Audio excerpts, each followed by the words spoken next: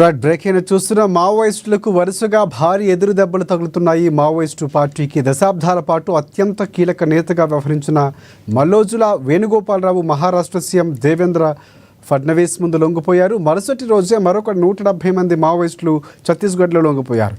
ఈ విషయాన్ని కేంద్ర హోంమంత్రి అమిత్ షా వెల్లడించారు. ఈ మేరకు ఆయన ఎక్స్ వేదికగా పోస్ట్ పెట్టారు. నిన్న ఛత్తీస్గఢ్లో 27 మంది, మహారాష్ట్రలో 61 మంది జనజీవన స్రవంతిలోకి వచ్చారన్నారు. దీంతో 2 రోజుల వ్యవధిలోనే 258 మంది లొంగిపోయారన్న అమిత్ షా నక్సలిజంపై పోరులో ఇదొక పెద్ద విజయంగా భావించారు.